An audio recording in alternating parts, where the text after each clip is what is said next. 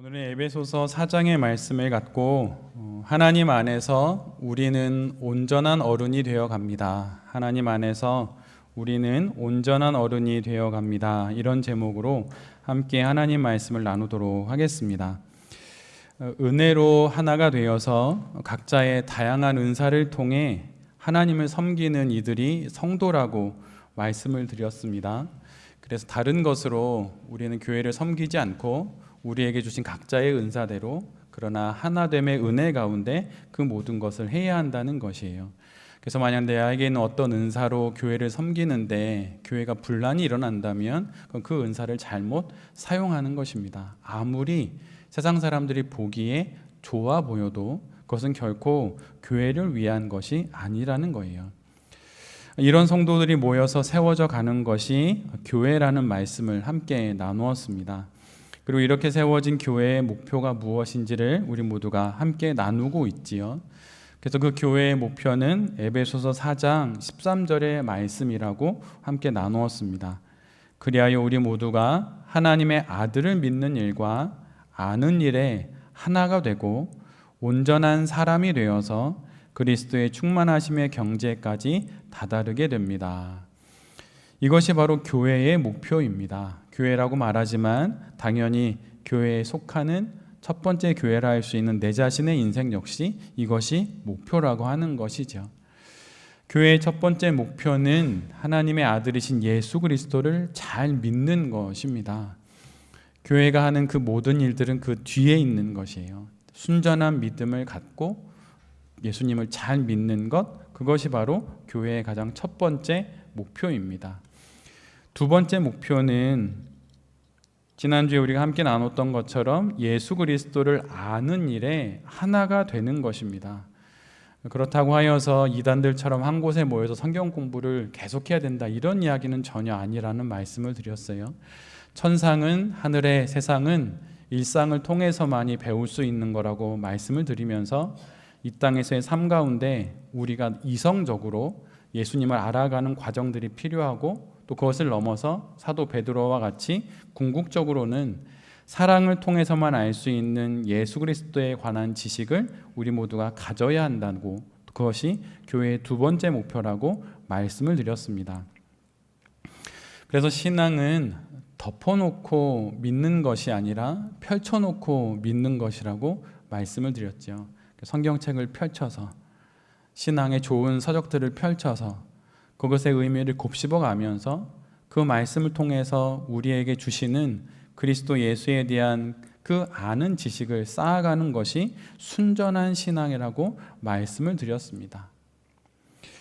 최근에 다음 주면 10월 돌베개 교회 추천 도서를 이제 권해드려야 하는데 여러 책을 살피다가 조금은 색다른 책을 드리면 좋겠다라는 생각에 우연찮게 또 잡게 된 책이 있었는데 그 책의 앞에 이러한 제목이 적혀 있더라고요.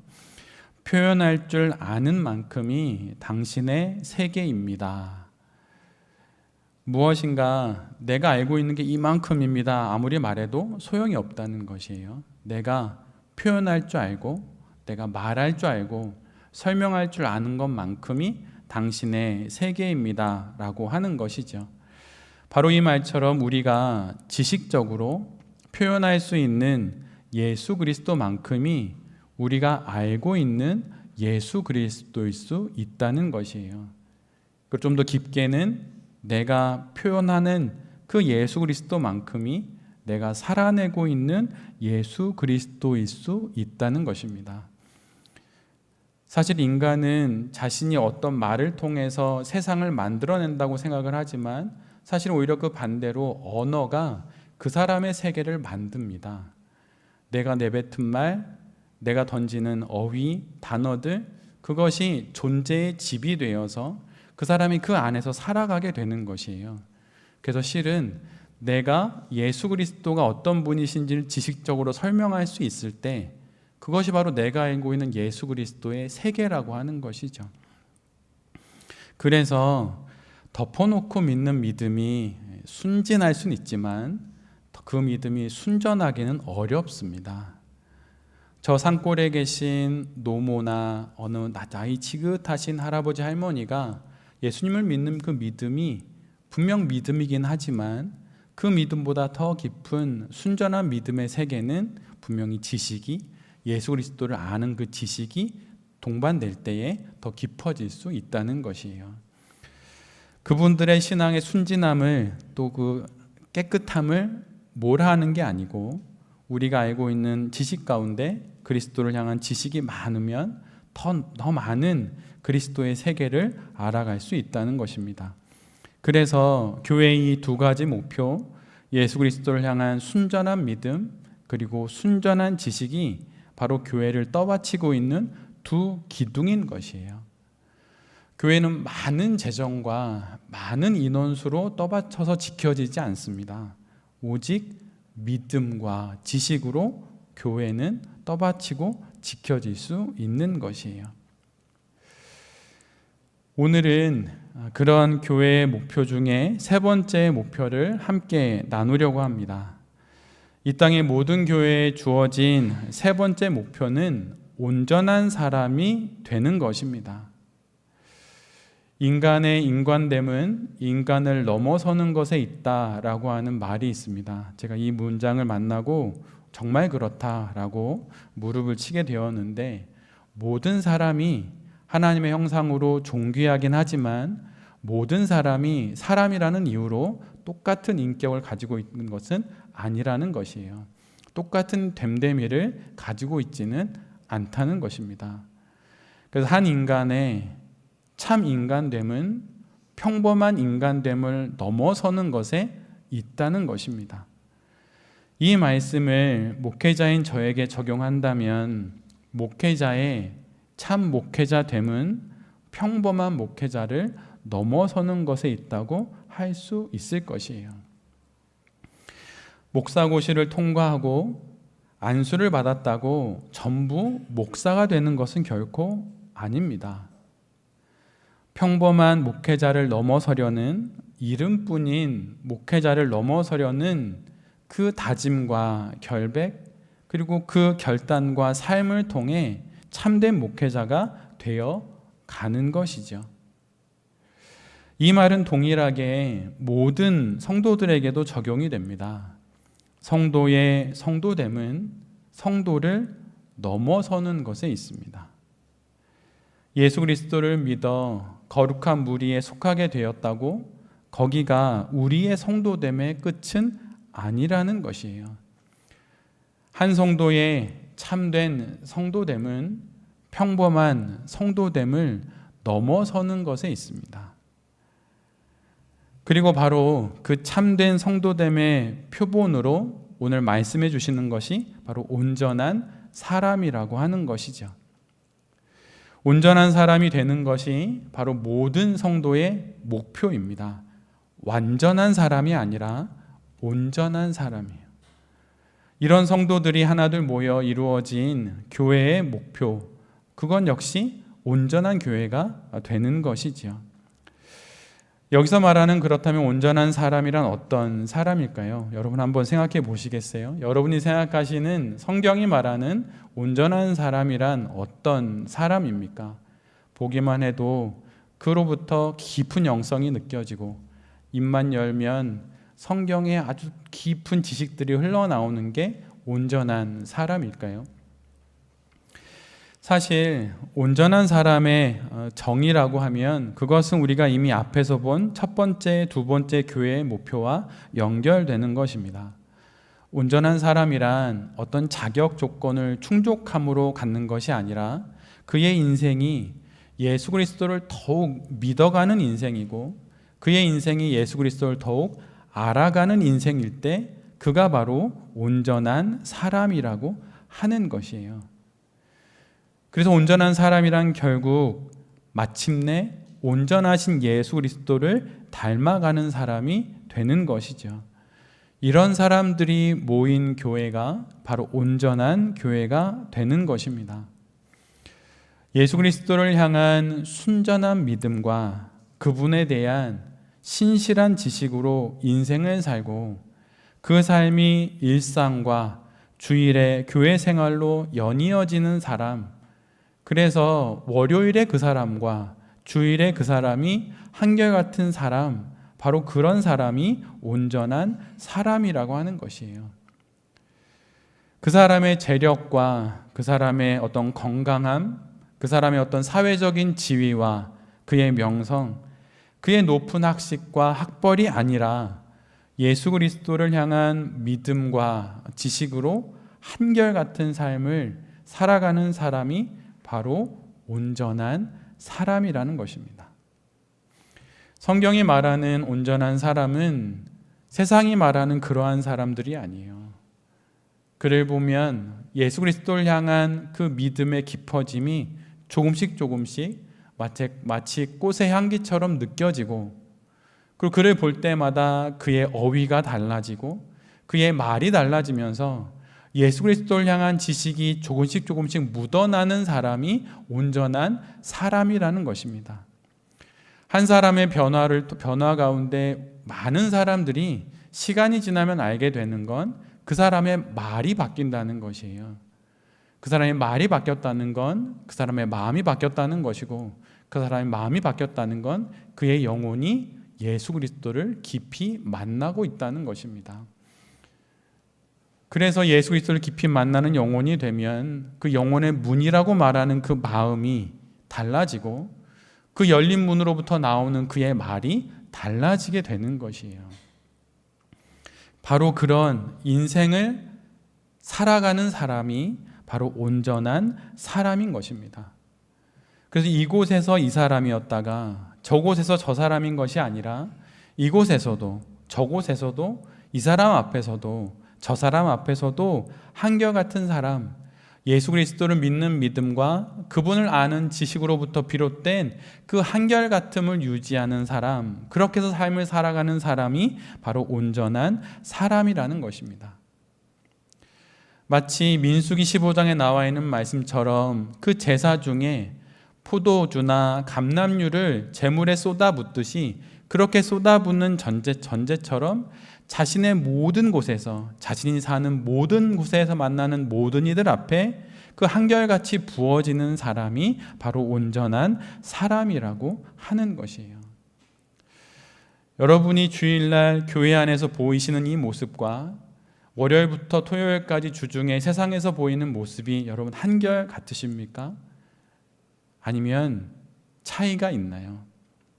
아니면 한결 같아지는 방향으로 나아가고 계십니까?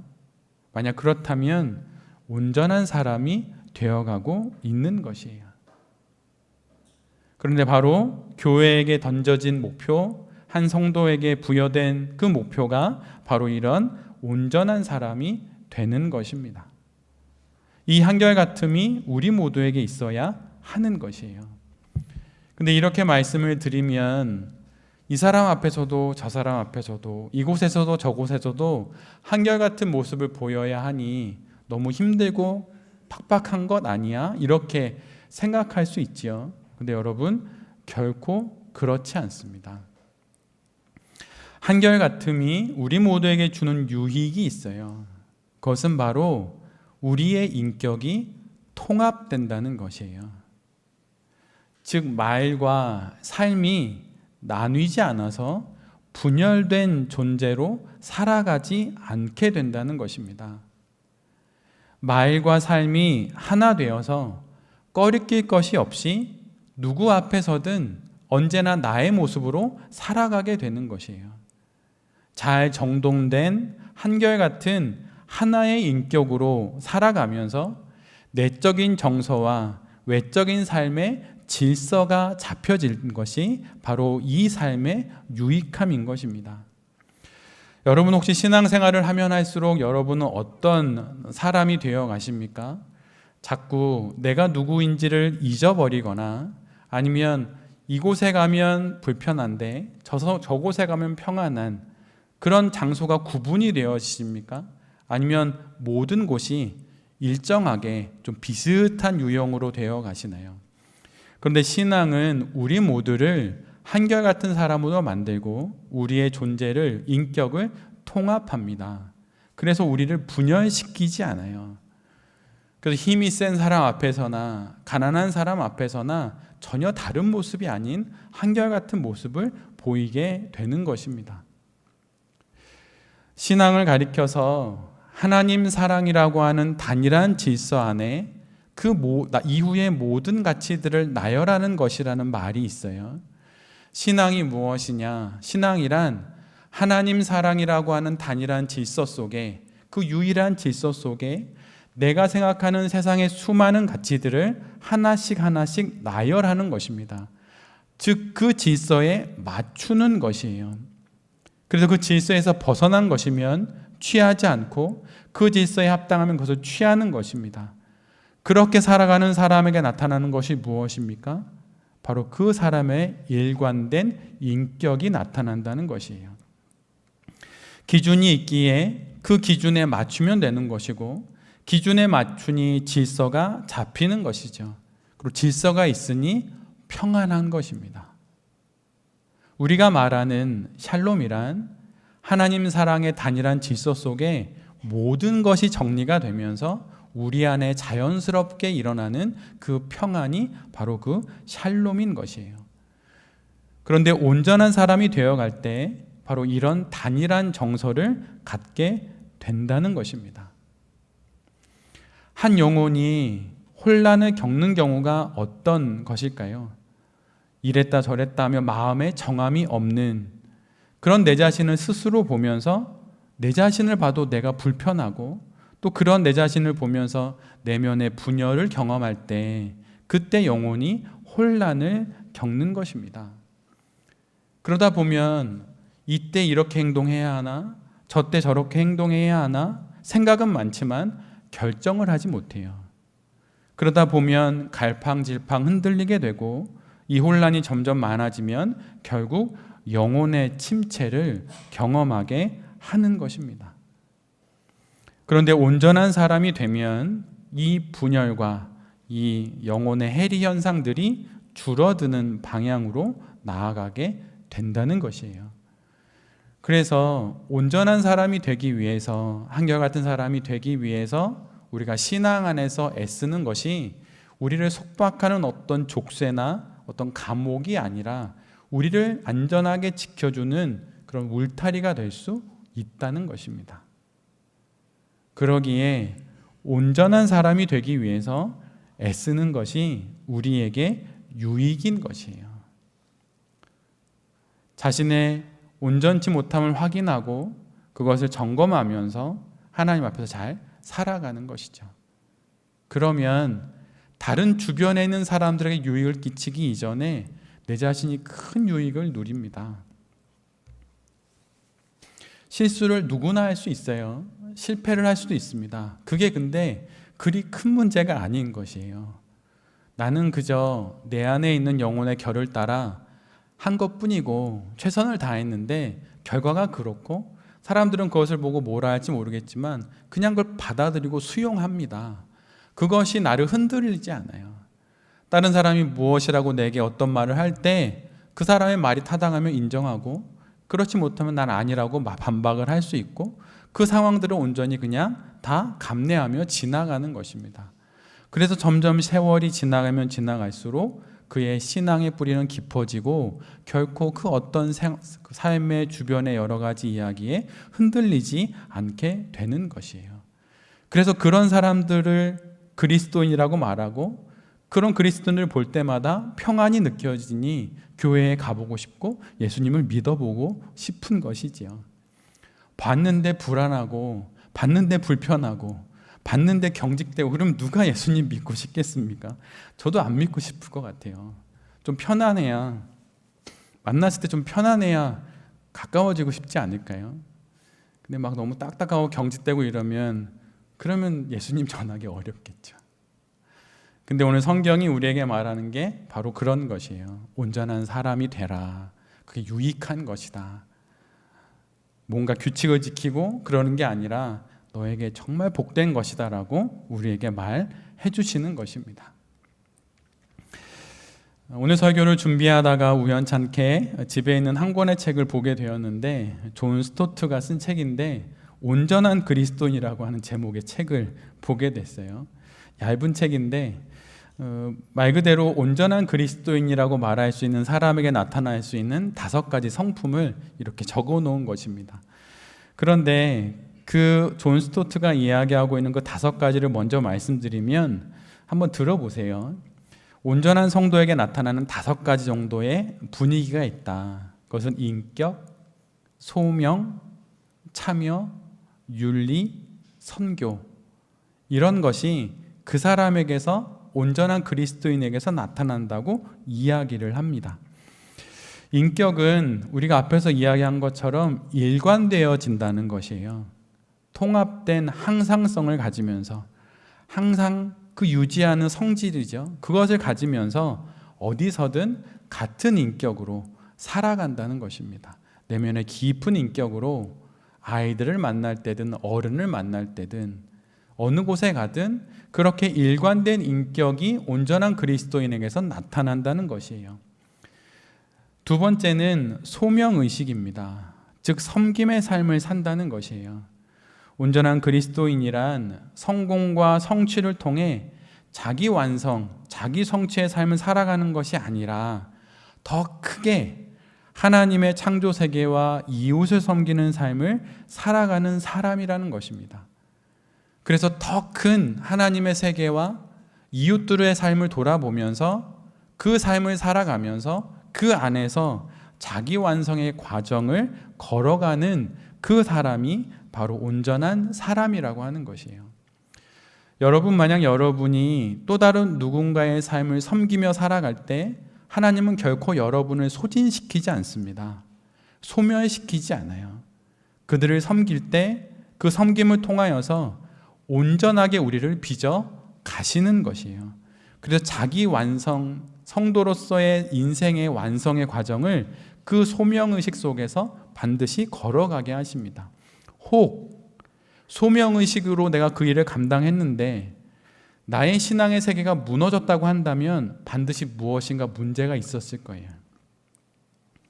어느 권사님이 저에게 해주셨듯이, 목사님, 목회는 성격으로 하는 게 아니라 성령으로 하는 것이에요 라고 말했던 것처럼, 분명 성격으로 하거나 내가 알고 있는 공동체 운영의 방식을 적용하려고 하다가 탈이 난 것일 수 있습니다.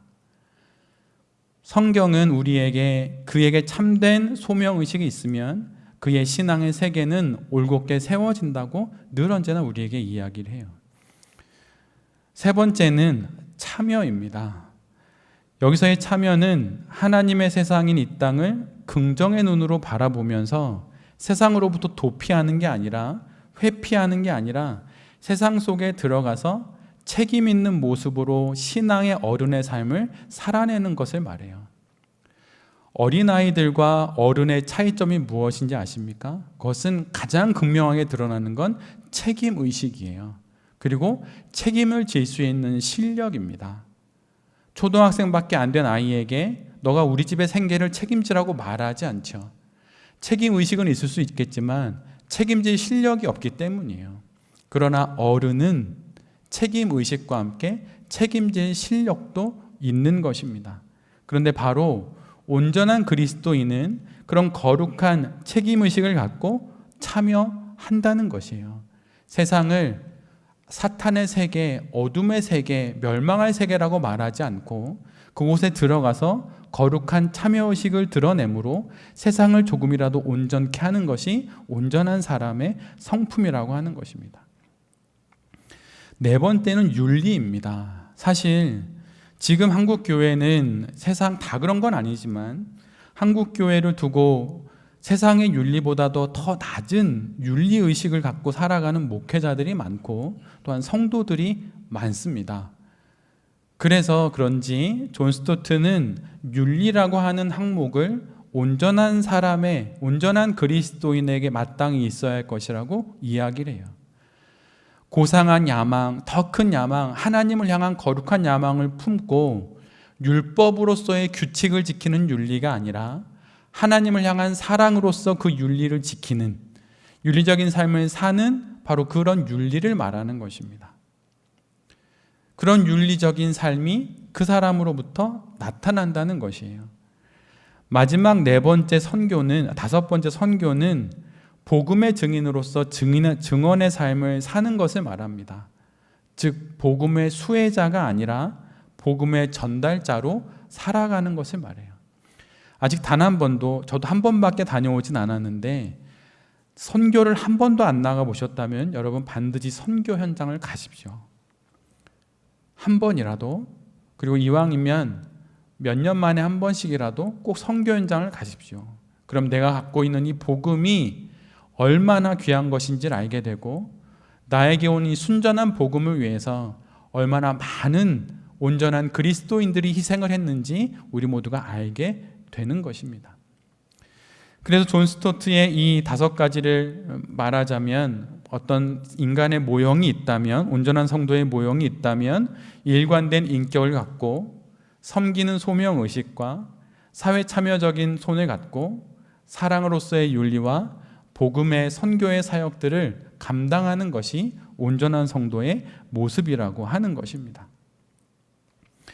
그런데 어찌 이것뿐이겠습니까? 이것 5가지 말고도 온전한 그리스도인이 되기 위해선 더 많은 것이 있겠죠. 그런데 여러분, 여기서 정말 중요한 것은 앞에서 말한 이 5가지 항목들을 노트에 적고 그 체크리스트를 하나씩 해가는 것을 통하여서 우리가 온전해지는 것은 아니라는 거예요. 우리는 언제 온전해지는 것입니까? 실은 온전치 못한 상황 속에서 우리는 온전해져 갑니다. 온전해지기 위해 온전한 곳, 그곳을 찾아가는 것이 아니라 온전해지기 위해 온전치 못한 상황을 견뎌내므로 우리는 온전해지는 것이에요. 온전치 못한 상황을 견디고 온전치 못한 형편을 인내하면서 그 시간을 지날 때 비로소 우리는 온전해지는 것입니다. 공부는 어떻게 하는 것일까요? 사실 공부는 문제를 틀리면서 점점 정답에 가까워져 감으로 공부는 하는 것이에요. 만약에 틀리기를 주저하거나 틀린 것을 사람들이 아는 것을 창피해 한다면 공부 못합니다. 정답에 가까워질 수가 없어요. 공부는 그렇게 하는 것이 아니에요.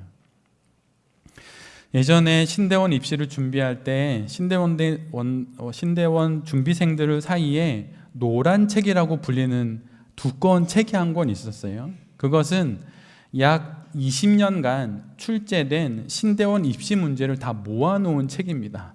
20년이니 얼마나 두껍겠어요? 그런데 신대원들 사이에 떠도는 이야기 중에 그 노란 책을 처음부터 마지막까지 4번만 보면 합격할 수 있다는 그런 소문이 있었습니다. 제가 그 책을 샀을까요? 예, 샀습니다. 모두 다 사거든요. 예, 그 신대원 앞에 복사집에 가면 그걸 팔아요. 그걸 사서 한 권을 사서 문제를 풀었습니다. 근데 여러분, 성경을 읽고 큐티를 하는 것과 입시를 준비하는 것은 완전히 다른 것이에요. 이게 문제일까 싶은 게 나옵니다. 예를 들어 어느 믿음의 사람이 누군가에게 양을 바쳤는데 그때 양을 몇 마리 바쳤습니까? 이런 게 문제로 나와요. 그 모든 문제를 처음 봤을 때 노란 책은 다 틀렸어요. 오답이 훨씬 많습니다. 다 틀리고 노란 책 뚜껑을 한번 다 봤는데 처음 보니까 오래 걸리죠. 다 봤는데 틀린 것이 뭐 3분의 2 되는 거예요. 신앙생활 나름대로 했는데 그렇게 된 겁니다. 근데 한 번을 보고 또다시 2번째를 보니 틀린 개수가 한 절반으로 줄. 3번째 다시 한번 보니 틀린 게 훨씬 줄어들고 맞춘 게 한 80%가 됐습니다. 4번째를 보니 모든 문제의 답을 그냥 외우겠더라고요. 그래서 저는 그 책을 4번을 받고 결국 신대원을 합격을 했습니다. 공부는 어떻게 하는 것인가요? 여러분, 공부는 틀리면서 정답에 가까워지는 것으로 공부는 하는 것이에요. 공부는 틀리는 과정을 통해서만 정답을 맞출 수 있는 것입니다. 온전한 사람이 되는 건 역시 마찬가지예요. 여기 있는 우리 중에 어느 누가 온전한 사람이 누가 있습니까? 성경이 말하는 온전한 사람의 체크리스트를 들고 표시를 하면 우리 가운데 만점짜리가 몇이나 있겠어요? 아무도 없습니다. 아무도 없어요. 그런데 그런 과정을 통해서 틀리면서 문제를 맞추듯이 온전해지는 것이에요. 그러기에 우리가 기억해야 하는 건 우리가 온전치 못한 상황 속에서 문제를 틀리고 어려움을 겪고 하는 그 모든 시간을 포기하지만 않고 끝까지 살아내면 결국은 우리는 온전한 사람이 되어 간다는 것이에요. 성경 속에 나오는 인물들을 보십시오. 그들 중에 온전한 사람이 누가 있습니까? 존경할 만한 사람이 누가 있어요? 아브람, 야곱, 요셉, 사울, 바울이 된 사울까지 그들 중에 존경할 만한 사람이 누가 있고 온전한 사람이 누가 있습니까? 100년 가약을 맺고 내가 너를 위해 죽을 수 있다라고 말하면서 결혼했는데 아내를 누이라고 속여서 봉변을 당할 위기에 아내를 쑥 집어넣은 사람이 아브라함입니다. 아들을 주시겠다고 했는데 뒤돌아서서 비웃은 사람이 아브라함이에요. 여러분, 하나님이 말씀하셨는데 비웃은 적 있으십니까? 저는 없거든요. 우리 중에 아마 아무도 없을 것입니다. 근데 아브라함은 비웃어요. 성공과 재물을 위해 사기를 치고 남의 배고파하는 약점을 이용하여서 권리를 빼앗은, 그리고 멀리 도망하고 도피 생활을 했던 그 사람이 야곱입니다. 뭐 존경할 게 뭐가 있습니까? 만약 여러분 주변에 이렇게 사기꾼이 있으면, 그리고 해외 도피한 사람이 있으면 여러분 그 사람 만나겠습니까? 저는 안 만납니다. 만날 이유가 없어요. 아버지의 극진한 편애를 받아서 의기양양 지내다가 형들로부터 버림받는 이 못난 요셉, 이 뭐가 존경할 만합니까? 이건 사회성이 부족한 거예요. 만약 지금 이런 어린 학생이 학교에 있으면 여러분 그냥 왕따 당하는 거고, 회사에 있으면 왕따 당하는 것입니다. 사장님이 나 좋아해 막 이러면서 뻐기고 다니면 사회성이 부족한 거예요. 우리 가운데 그런 사람은 없지 않습니까? 바울은 또 말해 무엇 하겠습니까? 자기가 아는 하나님이 전부라고 말하면서 사람들을 핍박하고 죽일 수 있는 허가증까지 받아서 앞장섭니다. 그리고 급기야 예수님을 핍박하죠. 그가 바로 바울입니다. 그런데 이들 모두가 이런 온전치 못한 수많은 삶의 시간들을 지나고 수많은 사연과 사건들을 지나면서 견뎌내고 인내하면서 결국은 온전한 사람이 되었다는 것이에요. 아브람이 그 온전치 못한 수많은 상황들을 부끄럽지만 견뎌내어서 믿음의 조상 아브라함이 됩니다. 사기꾼의 돈에 눈이 멀어 평생을 살았던 야곱이 야복 강가에서 결국은 이스라엘이 돼요. 그리고 믿음으로, 신앙으로 산다고 말했지만 그건 어긋난 신앙이었던, 사람을 죽이기까지 했던 그 사울은 결국은 모든 고난을 받아들이는 사도 바울이 됩니다. 지금 우리는 야곱일까요? 이스라엘일까요? 지금 우리는 사울일까요? 바울일까요? 우리 모두는 아직 야곱입니다. 우리 모두는 아직 사울이에요. 저야 말에 무엇 하겠습니까? 저도 야곱이에요. 한참 더 많이 가야 이스라엘 그 언저리쯤, 사도 바울 그 이름의 언저리쯤 우리가 도착하게 되는 것이죠.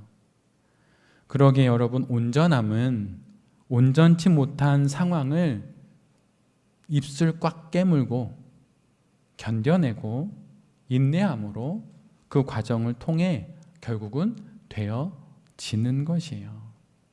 이런 이들이 바로 온전한 사람인 것입니다. 그리고 그런 사람들이 성도라는 이름으로 모이고 또 모일 때 결국 그 교회가 온전한 교회가 되는 것이에요.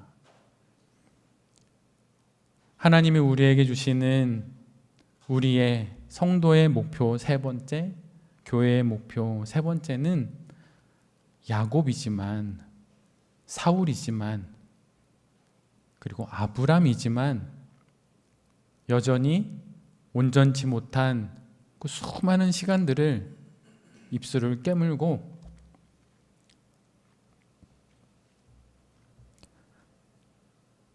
견디고 버티고 끝까지 참아내는 그러한 사람들, 그래서 온전한 사람들, 온전한 성도가 되는 그러한 것이 우리에게 주어진 목표라고 하는 것이에요. 다른 곳에서는 우리의 실수와 실패가 부끄러울 수 있지만 교회 안에서만큼은 그 모든 것은 다 괜찮은 것이에요. 뭔가 좀 더 나은 사람이 우리 가운데 아무도 없습니다. 그저 있는 모습 그대로, 나의 이 모양 그대로 공동체 안에서 신앙생활을 하면서 예수 그리스도를 닮아가는 그 온전한 성도들이 되는, 여기는 우리 모두와 또 이 말씀을 전하는 제 자신이 그런 사람이 될 수 있기를 간절히 기도드립니다. 아멘.